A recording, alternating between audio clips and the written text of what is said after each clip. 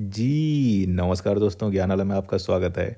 तो चलिए हम लोग जो अभी आज के मॉर्निंग शिफ्ट में जो प्रिंसिपल के एग्ज़ामिनेशन हुए हैं, उसका जो हिंदी वाला पोर्शन है, चलिए उसको हम लोग सॉल्व करते हैं और ये देखते हैं क्योंकि अभी आज के इस इवनिंग शिफ्ट में पीजीटी का हो रहा है और आने वाले समय में हॉस्टल वार्डन, टीजीटी और बाकी सारे जितने पोस्ट बच रहे हैं, उनके एग्ज़ामिनेशन है। हमको मोटा-मोटा आइडिया लग जाएगा कि क्या ये लोग पूछ रहे हैं हिंदी वाले पोर्शन में। तो पहले हम लोग हिंदी वाला पोर्शन जो है इसके लेवल को समझ लेते हैं कि किस तरह से क्वेश्चंस आ रहे हैं और हमें अपनी तैयारी जो 2-4 दिन हम लोगों को मिल रहे हैं, 23-24 वालों को तो ज़्यादा मिल रहे हैं, लेकिन कल जिनका 17 वालों का है, तो वो भी थोड़ा-थोड़ा आइडिया लगा लेंगे कि किस किस लेवल का क्वेश्चन आ रहा है। तो चलिए शुरू करते हैं हम लोग जो है प्रिंसिपल के जो हिंदी में पूछा गया है 10 क्वेश्चंस, उसके बारे में देखते हैं। पहला जो 41वां क्वेश्चन है, हिंदी का सिर्फ है। हम लोग अभी पहले हिंदी को सॉल्व करेंगे, उसके बाद फिर इंग्लिश को और फिर समय बचेगा तो हम लोग जीएस को सॉल्व कर लेंगे। पहला देख लेती है कि निम्नलिखित वाक्यों में से आपको शुद्ध वाक्य का चयन करना, मतलब ये 4 वाक्य दिए गए हैं, इसमें से कौन सा वाक्य शुद्ध है, इस पे बेस है। तो आप लोग अपना तैयारी करके जाइएगा कि एक आध क्वेश्चन जो है इस तरह से पूछे जाएंगे जो वाक्य के शुद्धिकरण से जुड़ा हुआ होगा। अब चारों ऑप्शन आप पढ़ लीजिए, आपको जो है इसमें से एक वाक्य जो शुद्ध है उसी को आपको चयन करना है। पहला कह रहा है कि आप अपना काम करो, आप अपना काम करो, मेरे को 10 रुपये दे दीजिए, गन्ने बहुत मीठे हैं, चारों पुत्र को बुला लीजिए। इसमें से सिर्फ एक सही है और वो कौन सा सही है आप बताइए। पहला, आप अपना काम करो या आप अपना काम कीजिए, क्या होगा? आप अपना काम करो, आप अपना काम कीजिए। फिर मेरे को 10 रुपये दीजिए, मेरे को थोड़ी ना होता है, हटाइए इसको। गन्ने बहुत मीठे हैं, ठीक है। चारों पुत्र बुला लीजिए, चारों पुत्र नहीं, चारों पुत्रों को बुला लीजिए, चारों पुत्रों को बुला लीजिए। तो ये भी गलत है। तो कौन सा सही है? आप अपना काम करो नहीं, ये सही होना चाहिए कि आप अपना काम कीजिए, कीजिए होना चाहिए। तो बचता क्या? गन्ने बहुत मीठे हैं। इसमें कहीं गलती दिख रही है? गन्ने बहुत मीठे हैं, बिंदी भी लगी हुई है यहाँ पे। तो ठीक है, जो शुद्ध वाक्य है वो है गन्ने बहुत मीठे हैं। अगले पे चलते हैं। चंद्रमुखी का आप इसमें समास, कौन सा समास लिखा हुआ, कौन सा समास इसमें चंद्रमुखी में है बताइए। चंद्रमुखी, चांद के समान जिनका मुख हो, चांद के समान मुख हो, चंद्रमुखी। ऐसी महिला, ऐसी औरत, ऐसी लड़की, ऐसी बच्ची के लिए है चंद्रमुखी, चांद के समान मुख वाला। तो इसमें क्या होगा? द्विगु समास होगा, कर्मधारय समास होगा, बहुव्रीहि होगा या द्वंद्व होगा? द्विगु में तो भाई संख्या आनी चाहिए ना भाई। द्विगु समास हमने पढ़ाया, ये सब हम लोग हिंदी में रिवीजन किए थे, तो बहुत बार इस चीज़ों को हम लोग द्विगु समास, द्वंद्व समास, बहुव्रीहि समास क्या होता हम लोग सब पढ़ चुके हैं।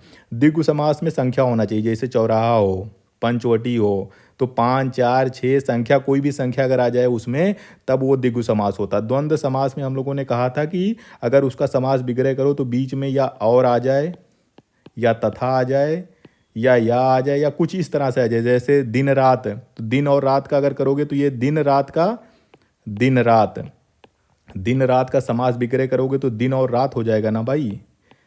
हाँ, तो ये और आ गया। इसी तरह अमीर गरीब, अमीर गरीब का समास विग्रह करोगे तो क्या हो गया? अमीर और गरीब। तो जहाँ भी समास विग्रह करने पे और तथा या आ जाए तो वो द्वंद्व समास होता है। तो द्वंद्व समास भी नहीं है ये, क्योंकि यहाँ पे ऐसा कुछ है नहीं। इसका जो समास विग्रह होगा कि चाँद के समान मुख है, मतलब ऐसा कोई जिसका मुख चाँद के समान है। तो ये भी नहीं है, द्वंद्व भी नहीं है, दिग्गु भी नहीं है, और बहुव्रीहि का मतलब होता है जहाँ पे कोई तीसरा अर्थ निकलता हो।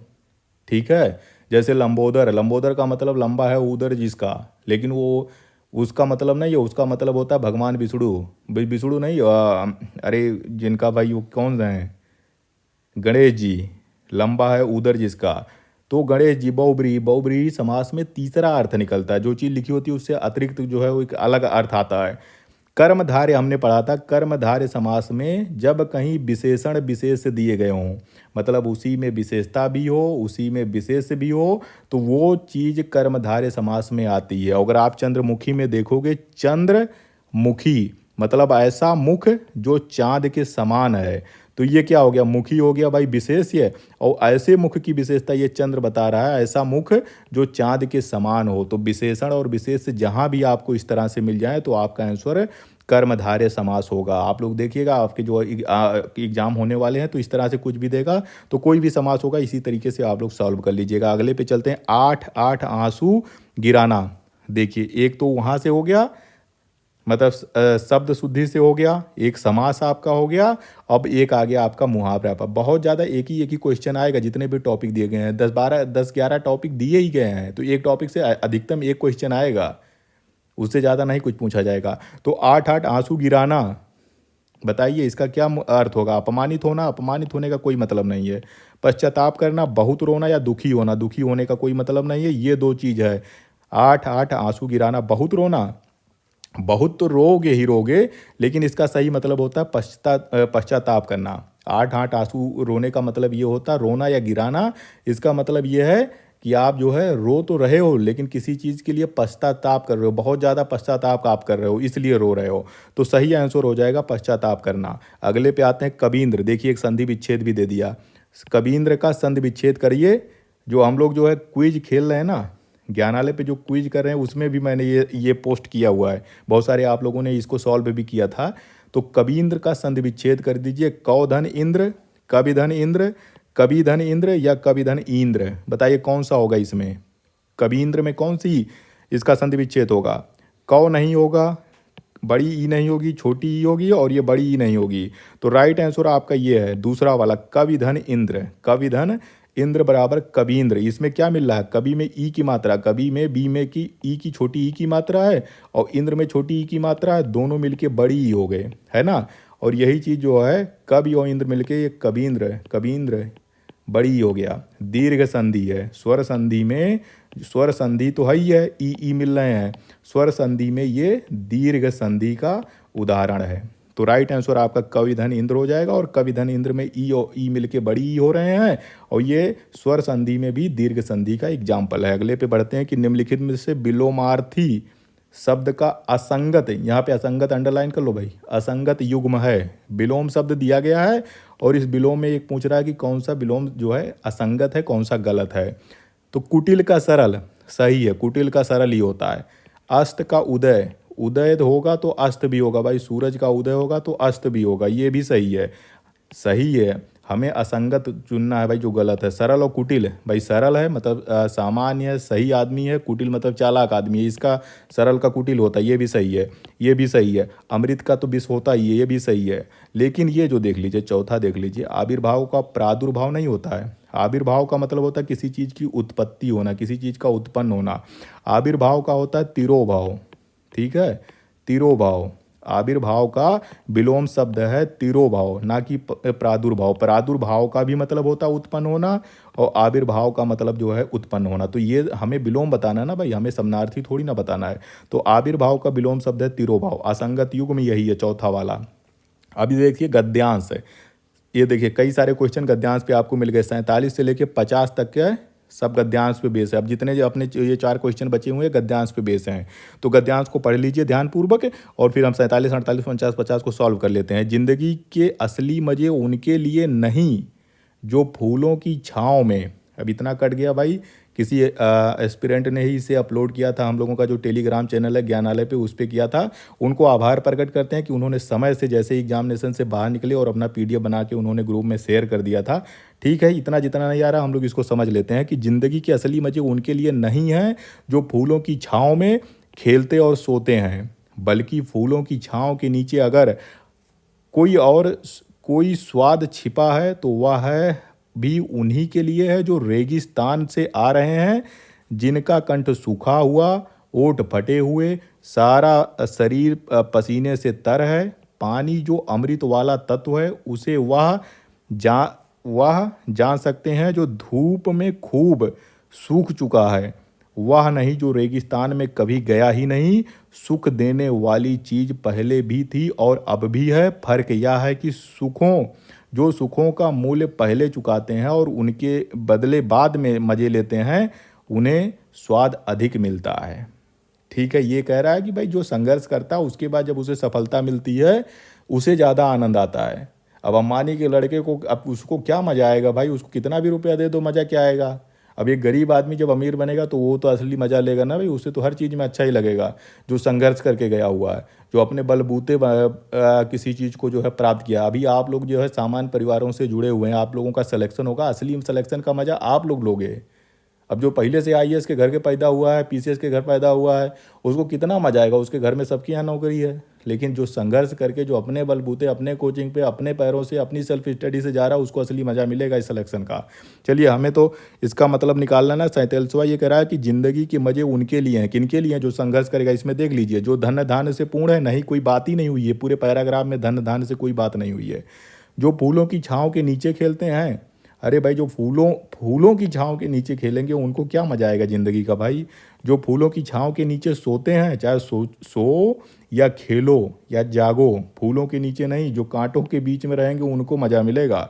जो भूखे प्यासे रेगिस्तान से आ रहे हैं, जी हाँ, सही आंसर यही है, ज़िंदगी के असली मज़े यही लेंगे जो भूखे प्यासे रेगिस्तान से आ रहे हैं। बाकी और ये सब निकाल लीजिए, इसमें से कोई नहीं है। आप पीछे पढ़ भी लीजिएगा इसका एक बार फिर से। पानी में अमृत वाले तत्व वह जानता है। भाई, पानी में अमृत है वो कौन जानेगा? जो प्यासा होगा। अब जिसके यहाँ गैलन भर भर के पानी रखा हुआ, उसको प्यास का क्या मतलब है भाई? रेगिस्तान में चले जाओ, उनसे पूछो ना भाई, राजस्थान वालों से जहाँ पानी नहीं मिल रहा है। यूपी बिहार वालों में तो बाढ़ आई हुई है, उन्हें इतना ज़्यादा नहीं मतलब होगा। चलिए ठीक है, कोई बात नहीं, अरे दिल पे मत लो मेरे भाई। पानी में अमृत वाले तत्व को वह जानता है जो धूप में खूब सूख चुका है। जो नदी किनारे बैठा है, अरे भाई, नदी किनारे बैठा तो उसको क्या पता पानी का मतलब, वो पानी पी लेगा तुरंत, तो उसको कौन सा प्यास लगा हुआ है। जो रेगिस्तान में कभी गया ही नहीं, अब गए ही नहीं, तो पानी का कोई मतलब नहीं समझ पाओगे।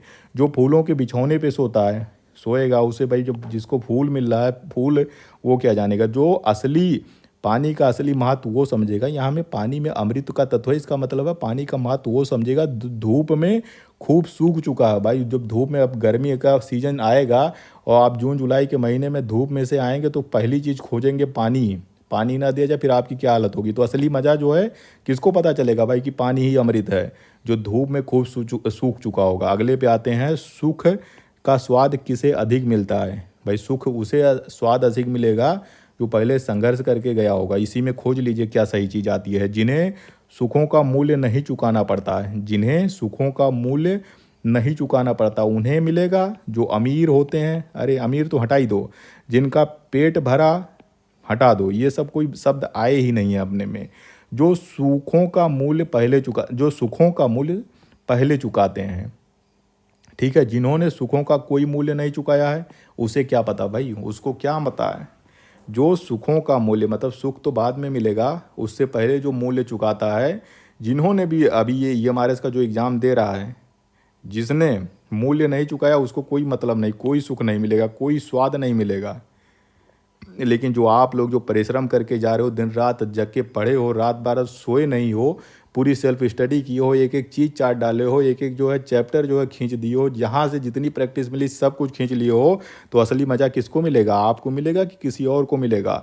तो जो सुख का स्वाद उन्हें ज़्यादा मिलता है जो सुखों के लिए पहले मूल्य चुकाते हैं, मतलब जो संघर्ष करते हैं उनको असली मज़ा आएगा। यही सही है, चौथा सही है। समुद्र का पर्यायवाची बता दीजिए। समुद्र का पर्यायवाची, 50वां क्वेश्चन है कि समुद्र का पर्यायवाची बताइए। जलधर होगा, मतलब हलधर होगा, जलधर होगा, पयोधर होगा या रत्नाकर होगा। रत्नाकर नाम सुना होगा। रत्नाकर का मतलब सागर या समुद्र होता है। हलधर मतलब किसान होता है। किसान, हल है ना भाई, हल कौन लेके चलता है? हलधर मतलब धारण करने वाला। तो हलधर है कौन है? किसान है। जलधर, जल कौन धारण करता है? बादल में ही तो जल होता भाई। पयो मतलब भी जल होता है। पयोमल, पयोधर, इसका मतलब भी बादल होता है और इसका मतलब स्तन भी होता है। पयोधर का मतलब। रत्नाकर का मतलब होता है समुद्र या सागर। तो हम लोगों ने जो है, जो हिंदी का पोर्शन है प्रिंसिपल का, ईएमआरएस का एग्जामिनेशन अभी हुआ है मॉर्निंग शिफ्ट में। ये हिंदी का 10 क्वेश्चन है जिनका अभी एग्जामिनेशन बच रहा है 17 तारीख को, 23 तारीख को और 24 तारीख को। अपनी हिंदी की तैयारी इसी हिसाब से कर लीजिएगा। बहुत ज़्यादा टफ हिंदी नहीं पूछी गई है, सिंपल से लेके मीडियम तक आ रहा है, इससे ज़्यादा कुछ नहीं है। आसानी से आप सॉल्व कर सकते हो, 10 के 10 इसमें आसानी से प्राप्त किए जा सकते हैं। 9 तो आ ही जाएंगे, आसानी से आ जाएंगे। तो हमें उम्मीद है कि आप लोग सब के सब 10 में 10 लेके आओगे, जिनका 15 है वो 15 लेके आओगे। चलिए, अभी हम अगले वाले में इसका जो इंग्लिश वाला पोर्शन है उसको भी हम लोग जो है सॉल्व करेंगे।